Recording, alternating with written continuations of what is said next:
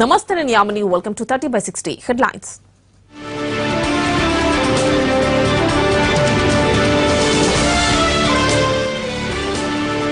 ఎమ్మెల్యేలంతా నా వెంటే శశికి బలం లేదన్న పన్నీర్సెల్వం.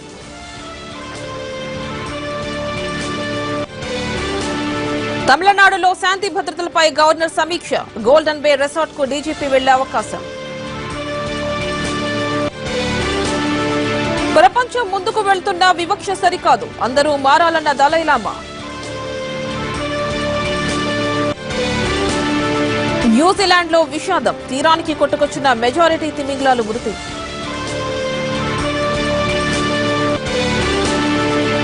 ఉప్పల్ టెస్టులో కోహ్లీ డబుల్ సెంచరీ, 500 పరుగులు దాటిన టీమిండియా స్కోర్.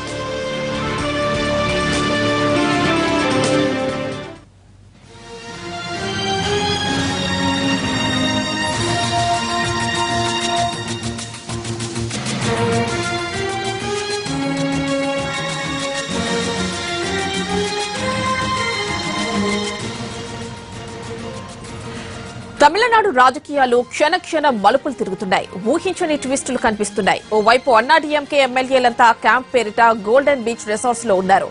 అయితే వారంతా బందీలుగా ఉన్నారని ఆరోపిస్తోంది పన్నీర్ వర్గం. మరోవైపు ఎమ్మెల్యేల భద్రత తదితర అంశాలపై గవర్నర్ తో భేటీ అయ్యారు డీజీపీ రాజేంద్రన్. కాసేపట్లో ఆయన బీచ్ రిసార్ట్స్ కు వెళ్లే అవకాశం ఉంది. ప్రస్తుతం తమకు 120 మంది ఎమ్మెల్యేల మద్దతు ఉందని, పన్నీర్ వెంట ఉన్న ఎమ్మెల్యేలు సైతం తమ గూటికి మళ్లీ వస్తారని చెబుతోంది శశికళ వర్గం. అయితే ప్రస్తుతం 6 ఎమ్మెల్యేలు తన వెంట వచ్చారని, మరో 40 మంది పైగా ఎమ్మెల్యేలు టచ్ లో ఉన్నారని, బలవంతంగా వారిని శశి వర్గం బంధించిందని ఆరోపిస్తున్నారు పన్నీర్ సెల్వం. మరోవైపు శశికళ సీఎం పదవి చేపట్టొద్దంటూ నిన్న పీఎంకే కోర్టులో పిటిషన్ వేసింది. అయితే ఆ పిల్ను ఇప్పటికిప్పుడు విచారించేందుకు సుప్రీంకోర్టు నిరాకరించింది.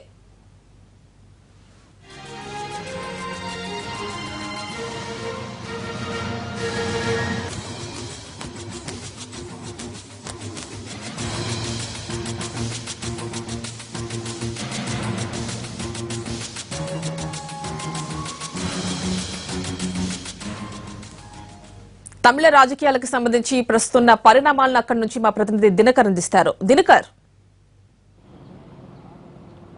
యామిని, ఆసక్తికరమైనటువంటి పరిణామాలు చోటు చేసుకుంటున్నాయి. ఈ రోజు ఉదయం నుంచి కూడా మార్నింగ్ డెవలప్మెంట్స్ భారీగా జరిగాయి. కాసేపటి కిందట మద్రాస్ హైకోర్టు ఒక ఆసక్తికరమైనటువంటి వ్యాఖ్యలు చేయడం జరిగింది. ఎమ్మెల్యేలు ఎక్కడున్నారో ఆ ఎమ్మెల్యేలందరినీ ఏం చేస్తున్నారు, పిటిషనర్లు అయితే ఎమ్మెల్యేలంతా కిడ్నాప్ అయ్యారని చెప్పి పిటిషన్ వేసిన సందర్భంలో మద్రాస్ హైకోర్టులో ఉన్నటువంటి జడ్జిలు ఈ కేసు ఏదైతే పాటాలి మక్కల్ కచ్చి పీఎంకే పార్టీ అడ్వకేట్ వేసినటువంటి కేసుని విచారించినటువంటి జడ్జి మదివానంతో పాటు ఇంకొక జడ్జి కూడా ఇద్దరు ప్రశ్నించడం జరిగింది. ఎక్కడున్నారు ఎమ్మెల్యేలు, దీనికి సంబంధించి ఎందుకు ప్రభుత్వం సమాధానం ఇవ్వట్లేదని చెప్పి అటార్నీ జనరల్ని అడగడంతో హైకోర్టు ఆదేశాలు జారీ చేసింది. సోమవారంలోగా దీనికి సంబంధించినటువంటి వివరాలన్నింటినీ కూడా తమకు సమర్పించాలని చెప్పి కోర్టు ఆదేశాలు జారీ చేయడంతో ఇక ఏకంగా డీజీపీ టీకే రాజేంద్రనే రంగంలోకి దిగాడు. ఆయన గవర్నర్తో కలిసిన తర్వాత కూడా గవర్నర్ కూడా ఈ యొక్క సమాచారం అందడంతో ఎక్కడున్నారో కనుక్కోమని చెప్పడంతో ఇక ఆయనే స్వయంగా రంగంలోకి దిగినటువంటి పరిస్థితి ఉంది. ఆయన రిసార్ట్స్లో ఉన్నటువంటి ఎమ్మెల్యేలను చూడడానికి నేరుగా బయలుదేరడంతో ఇప్పుడు ఆసక్తికరమైనటువంటి మలుపులు చోటు చేసుకునే అవకాశం ఉన్నాయని చెప్పొచ్చు. అయితే డీజీపీ బయలుదేరతారని తెలియడంతో రిసార్ట్స్లో ఎమ్మెల్యేలందరూ ఖాళీ చేస్తున్నటువంటి సందర్భం ఉంది. ఇక్కడ ప్రభుత్వానికి సంబంధించినటువంటి ఎమ్మెల్యే హాస్టల్ ఒకటి ఉంది. ఆ ఎమ్మెల్యే హాస్టల్ దగ్గరికి అందరూ ఎమ్మెల్యేలు చేరుకుంటారా, లేకపోతే తటస్థమైనటువంటి వేదికలకు వెళ్ళిపోతారా అన్న దానికి సంబంధించి కూడా పూర్తిగా ఒక గందరగోళమైనటువంటి పరిస్థితి నెలకొంది. ఏకంగా డీజీపీనే రిసార్ట్స్కి వెళ్ళమని చెప్పి హైకోర్టు ఆదేశాలు జారీ చేయడము, అలాగే ఇక ఆయన కూడా ఇన్వాల్వ్ కావడము, ఆయన గవర్నర్తో కూడా భేటీ కావడంతో అరగంట పాటు భేటీ అయ్యారు. భేటీ అయిన తర్వాత ఈ యొక్క సమాచారం అందడంతో ఎమ్మెల్యేలంతా కూడా వెళ్ళిపోతున్నారు. దీంతో ఇక్కడ కలకలం నెలకొన్నటువంటి పరిస్థితి కూడా ఏర్పడింది. ఇక్కడ ఓవైపు పన్నీర్సెల్వం చెప్తున్నారు అక్కడ ఎమ్మెల్యేలందరూ నిర్బంధంగా ఉన్నటువంటి ఎమ్మెల్యేలని కాపాడాలని, వాళ్ళందరూ తమ వైపే వచ్చే అవకాశం ఉందని ఆయన పదే మీడియాతోనూ ఆ తర్వాత పోలీస్ గవర్నర్కి సమాచారం అందజేస్తుండడంతో సో ఇంకా ఈ యొక్క యాక్షన్ ఎలా అవుతుంది, ఈ యాక్షన్ ఎలా ఉంటుందన్న దానికి మీద మాత్రం ప్రారంభం ఇప్పుడే అయిందని కూడా చెప్పవచ్చు. డీజీపీ ఆన్ ది వేలో ఉన్నారు. గోల్డెన్ బే బీచ్కి వెళ్ళి ఆ తర్వాత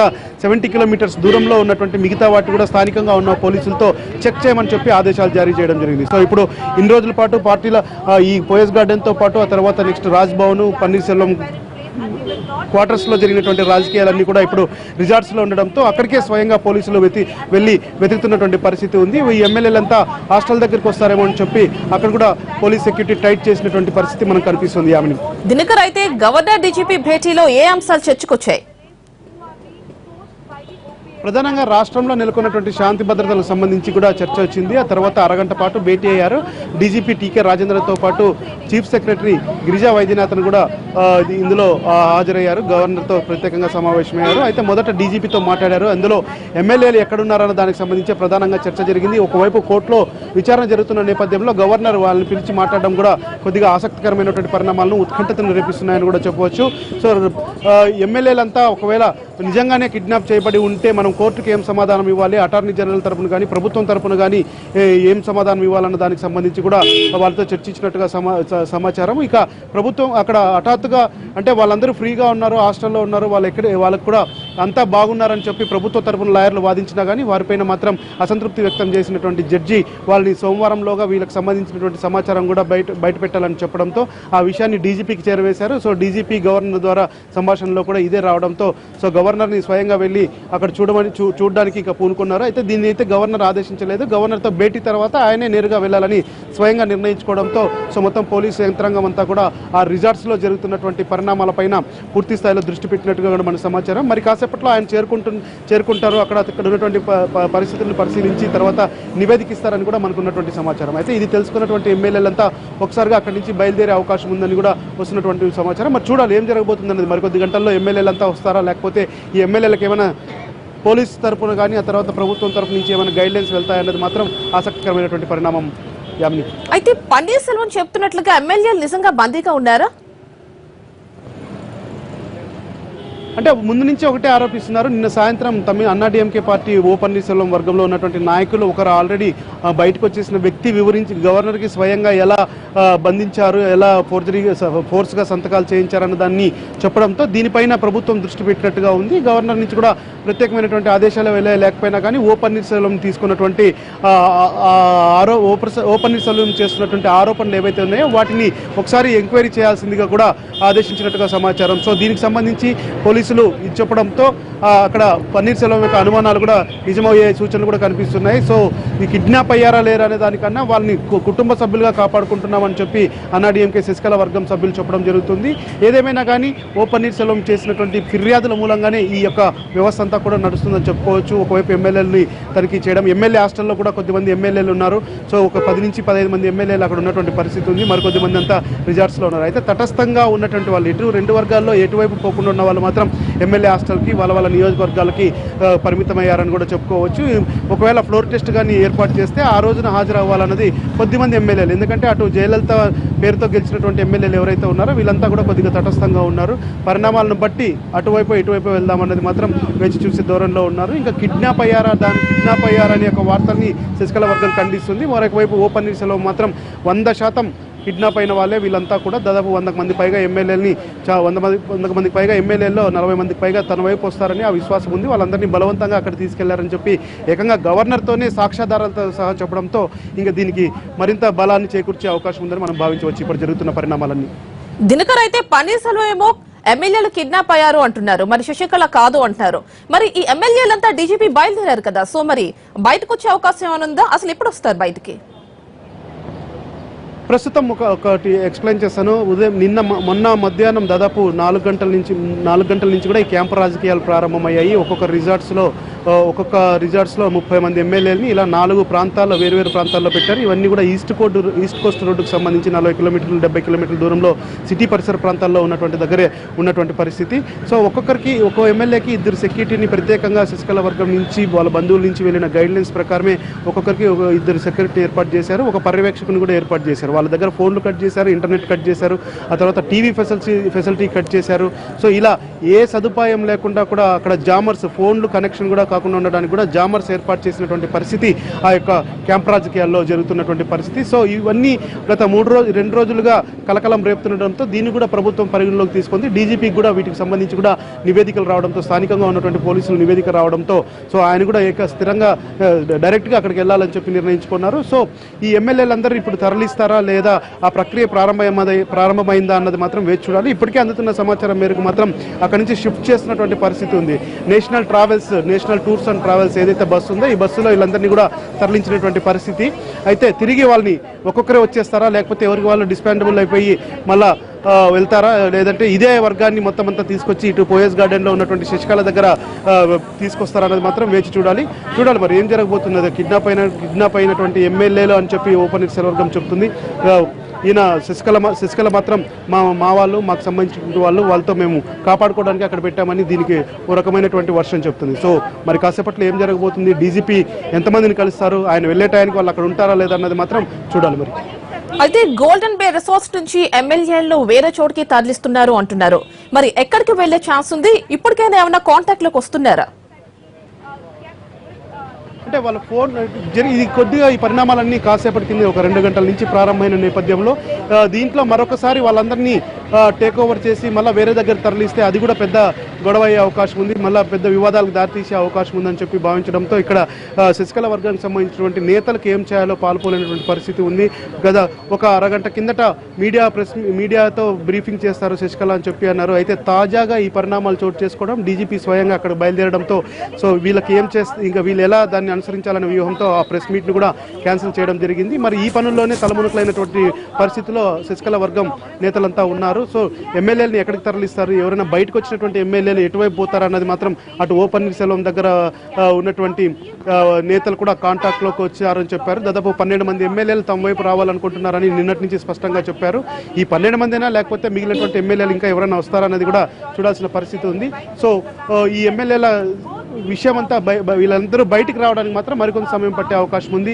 రిజార్ట్స్ నుంచి బయటకు వచ్చిన మాట వాస్తవమే. ఒకవేళ డీజీపీ తనిఖీలో ఎవరైనా ఖచ్చితంగా పట్టుబడితే వాళ్ళని మాత్రం కోర్టులో హాజరుపరచాల్సి వస్తుందని చెప్పి సోమవారంలోగా ఇప్పటికే వాళ్ళకు ఉన్నటువంటి ఆదేశాలు కాబట్టి సో ఇక డీజీపీ వర్సెస్ ఎమ్మెల్యేస్ ఎవరైతే ఉన్నారో వీళ్ళ ఈ గేమ్ ఇప్పుడు ప్రారంభమైందని మనం భావించవచ్చు. దినకర్, అయితే నిన్నటి వరకు శశి వర్గం తమ వెంట 134 మంది ఎమ్మెల్యేలు ఉన్నారన్నారు, ప్రస్తుతం 120 అన్నారు. అసలు ఇదంతా చూస్తుంటే శశికి వ్యతిరేకంగా కనిపిస్తోంది ప్రస్తుత పరిస్థితుల్లో. అసలు ఏం జరుగుతోంది అక్కడ? శశికళ వర్గానికి సంబంధించి మొత్తం మొదటి నుంచి చెప్తుంది. ఆవిడ నిన్న గవర్నర్కి ఇచ్చినటువంటి లిస్టులో కూడా తన దగ్గర ఒక స్పీకర్ ధనపాల్ మినహా మిగిలినటువంటి 134 ఎమ్మెల్యేలు అందరి సంతకాలు నా దగ్గర ఉన్నాయి. పన్నీర్సెల్వంతో సహా ఇప్పుడు ఆయనతో పాటు వెళ్ళినటువంటి 5 ఎమ్మెల్యేలతో సహా వాళ్ళే సంతకాలు ఇచ్చారు కాబట్టి నన్నే సీఎంగా చేయాలని ఆవిడ గవర్నమెంట్ ఫామ్ చేయడానికి ఇన్వైట్ చేయాలని గవర్నర్ని కోరారు. అయితే అవన్నీ ఫోర్జరీ చేసిన సంతకాలని చెప్పి కూడా ఓ పన్నీర్సెల్వం ముందటి నుంచి ఆదేశాలు ముందటి నుంచి అనుమానాలు ఆరోపణలు చేసినటువంటి పరిస్థితి ఉంది. సో ఈ సందర్భంలో ఎమ్మెల్యేల సంఖ్య మాత్రం ఒకసారి వివరించే ప్రయత్నం చేస్తాను. ఇప్పటి వరకు అందుతున్నటువంటి సమాచారం వరకు అయితే 100 మంది ఎమ్మెల్యేలు మాత్రమే శశికళకు దగ్గర ఉన్నారని చెప్పి మిగిలిన ఎమ్మెల్యేలంతా కూడా ఒక 6 మంది తప్ప మిగతా వాళ్ళంతా తటస్థంగా ఉన్నారని కూడా ఉన్నటువంటి సమాచారం. అయితే నిన్న అన్నాడీఎంకే శశికళ వర్గానికి సంబంధించినటువంటి నేతలంతా కూడా 129 మంది ఎమ్మెల్యేలు మా వైపు ఉన్నారు, వాళ్ళందరికీ కూడా అవకాశం ఇస్తే పెరేడ్ కూడా గవర్నర్ దగ్గర పెడతామని చెప్పి గవర్నర్ని కోరారు. అయితే గవర్నర్ దీనికి సంబంధించినటువంటి ఆధారాలు చూపించమని అడగడంతో ఆ పార్టీకి సంబంధించినటువంటి నేతలు కూడా అంటే సెక్రటరీ హోదాలో ఉన్నటువంటి ప్రస్తుత మంత్రి అయినటువంటి ఎడప్పాడి పళనిస్వామి ఎవరైతే ఉన్నారో ఆయన కూడా డీటెయిల్స్ చూపించారు. అయితే ఇవన్నీ సంతకాలు ఫోర్జరీ కాదనడానికి ఈ సాక్ష్యాలు ఏమి అని చెప్పి కూడా గవర్నర్ ప్రశ్నించడంతో కాస్త అసహనం వ్యక్తమైనటువంటి పరిస్థితి అన్నాడీఎంకే శశికళ వర్గం నేతల్లో నెలకొందని చెప్పవచ్చు. మరి చూడాలి, ఎందుకంటే ఎమ్మెల్యేల సంఖ్య మాత్రం ఇది కప్పల తక్కెడలాగా తయారు కాబోతుంది అన్నది మాత్రం చెప్పుకోవచ్చు. అది మరికొద్ది గంటల్లోనే ప్రారంభమయ్యే అవకాశం ఉంది. ఇప్పటికే సీనియర్ నేతలంతా కూడా వెళ్ళిపోయి ఎమ్మెల్యేలతో అందుబాటులో ఉన్నటువంటి ఎమ్మెల్యేలు ఒకవేళ బయటకు వస్తే వాళ్ళతోనే డైరెక్ట్గా కలవాలని, లేదంటే వాళ్ళకి సంబంధించినటువంటి అంచర్ వర్గంతోనే వ్యతిరేకంగా వాళ్ళ ఊర్లలో పోస్టర్స్ వేయించాలని చెప్పి పన్నీర్సెల్వం వర్గం మాత్రం ఓ రకమైనటువంటి వ్యూహాలు పనుకున్నటువంటి పరిస్థితి ఇక్కడ కనిపిస్తుంది. మరి నిజానికి లెక్క ప్రకారం అయితే 134 మంది ఎమ్మెల్యేల్లో 80 నుంచి 100 మంది వరకు శశికళ వర్గము, ఆ తర్వాత మిగిలిన మంది ఎమ్మెల్యే తటస్థులు 6 మంది ఓ పన్నీర్సెల్వం వైపు ప్రస్తుతం ఉన్నారు. సో ఎవరు ఎటువైపు వెళ్తారనేది మాత్రం మరికొద్ది గంటల్లో తేలే అవకాశం ఉంది. సో గవర్నర్ ఇంకా నిర్ణయం తీసుకోలేదు కనుక ఈ 5 రోజుల సమయం ఓ పన్నీర్సెల్వం కోరిన నేపథ్యంలో అసలు సిసలైనటువంటి గేమ్ ఇప్పుడే ప్రారంభమైందని కూడా మనం భావించవచ్చు. రైట్ దినకర్.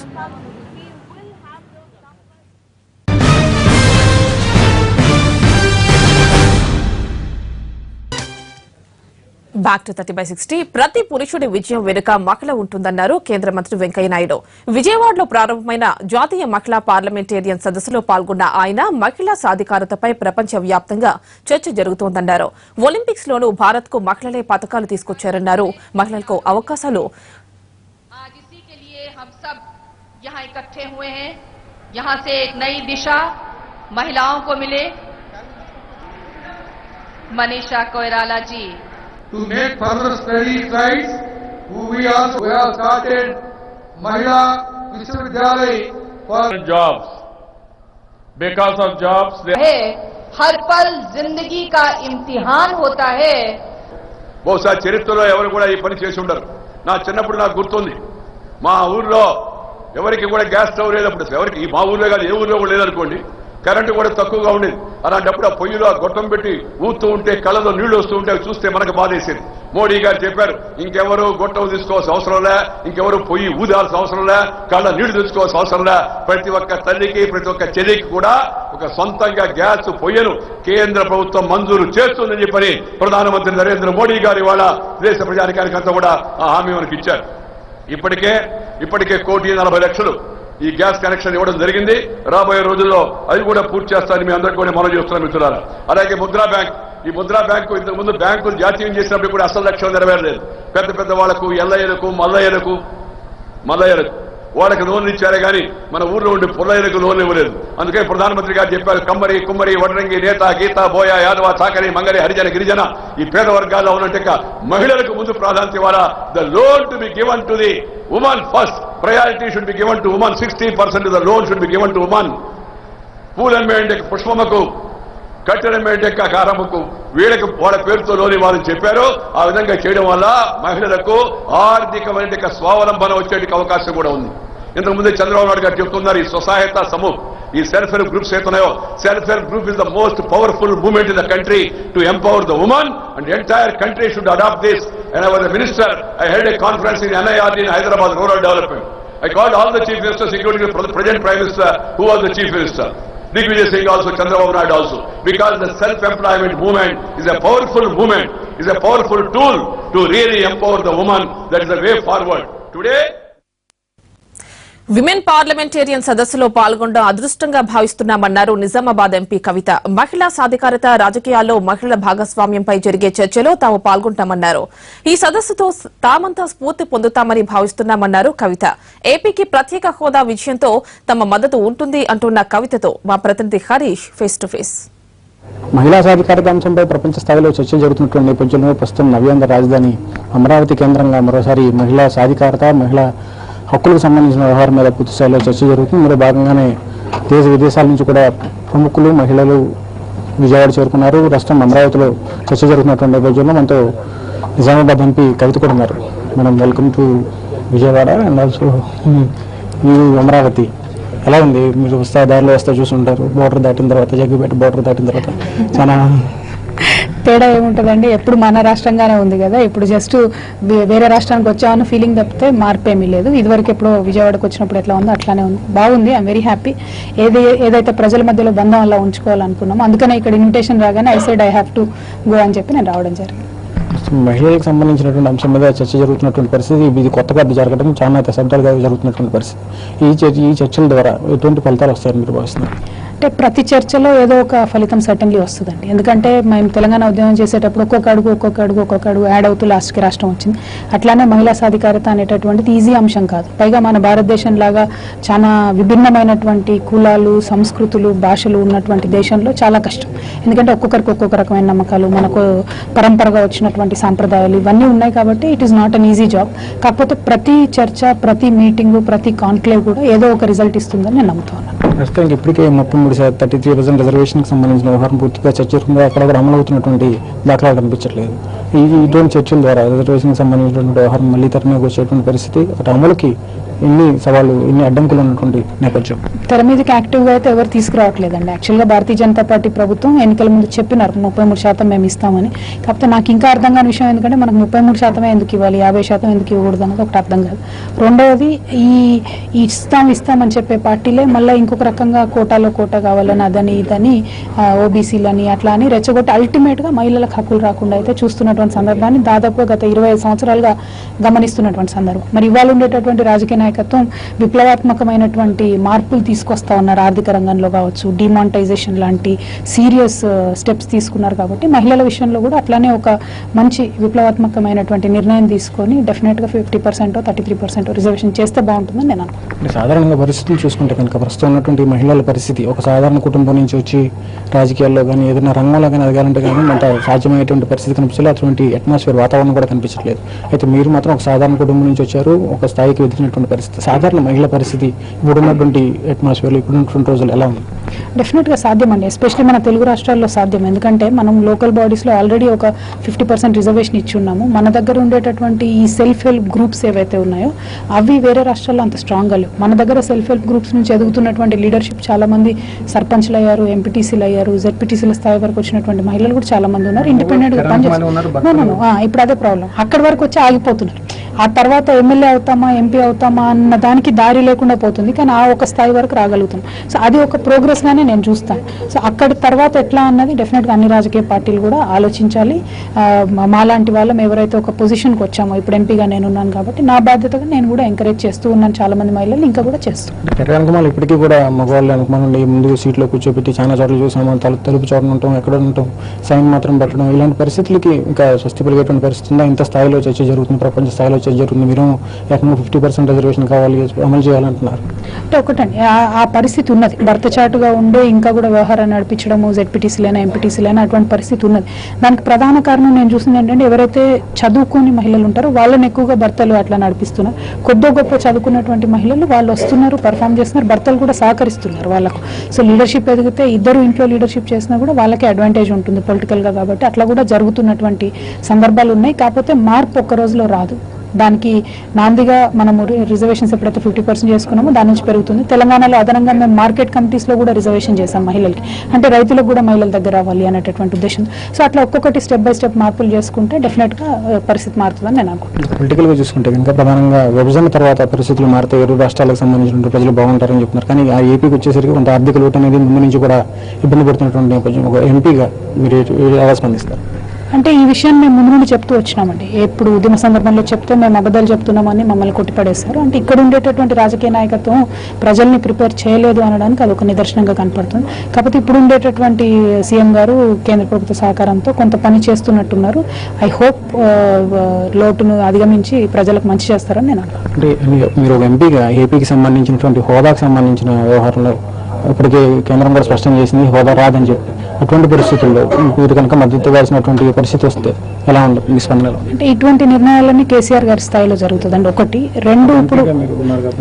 రెండు ఇప్పుడు మా పరిస్థితి ఎట్లా ఉంటుందంటే, మనం ఆంధ్రకు హోదా అనేసరికి మాకు విభజనలో రావాల్సినవి తెలంగాణకు కూడా ఏమీ రాలేదు కదా అని ఒక ఫీలింగ్ కూడా తెలంగాణ ప్రజల్లో ఉన్నది. సో రెండు రాష్ట్రాలకు సంబంధించినటువంటి వివక్ష కేంద్రం నుండి మనం చూస్తూ ఉన్నాం. కాబట్టి అందరం కలిసికట్టుగా పనిచేస్తే బాగుంటుందని నేను అనుకుంటున్నాను. మీరు పార్లమెంట్లో ఉన్నారు అంటే ఇప్పటికే తీవ్రస్థాయిలో చర్చ జరుగుతుంది. నార్త్ సైడ్ దక్షిణాది అన్న చర్చ కూడా జరుగుతున్నటువంటి డామినేషన్ జరుగుతుందని చెప్పి చాలా కామెంట్స్ కూడా వస్తున్నటువంటి మీరు ఏమైనా ఎదుర్కొన్నారా? అటువంటి పరిస్థితుల్ని అధిగమించేందుకు మీరు తెలంగాణ ఎంపీస్కి ఆ ప్రాబ్లం ఉండదండి. ఎందుకంటే హిందీ మేము బాగా మాట్లాడగలుగుతాం కాబట్టి మా ఇష్యూని కన్వే చేస్తాము. డిఫరెన్స్ మాకు పెద్దగా అనిపించదు. మరి ఆ చర్చ ఎవరు తీసుకొస్తున్నారో నాకు తెలియదు. కానీ మనం కనుక గట్టిగా ఉంటే, అందరు ఎంపీస్ కనుక అనుకుంటే డెఫినెట్గా సాధ్యమవుతుంది. పైగా రీజనబుల్ డిమాండ్ ఉంటే చేయకపోవడానికి కేంద్ర ప్రభుత్వానికి ఏం రీజన్ ఉందో నాకు తెలియదు. ఏమైనా ఉంటే వాళ్ళు ఎక్స్ప్లెయిన్ చేయాలి. Thank you. ప్రస్తుతం అయితే మహిళలకి 33% రిజర్వేషన్ సంబంధించి అమలు కాకపోయినప్పటికీ కూడా 50% రిజర్వేషన్ మాత్రం అమలు చేయాలి. దాని ద్వారానే మహిళా అభివృద్ధి సాధ్యమవుతుంది. ఇప్పటికైనా సరే మహిళలు పూర్తి స్థాయిలో తెర మీదకి వచ్చి వాళ్ళ హక్కులను సాధించుకునే దిశగా అడుగులు వేయాలని చెప్పి కూడా ఎంపీ కవిత ఆశిస్తున్నారు. కెమెరా పర్సన్ రామకృష్ణతో హరీష్, ఎన్టీవీ, విజయవాడ.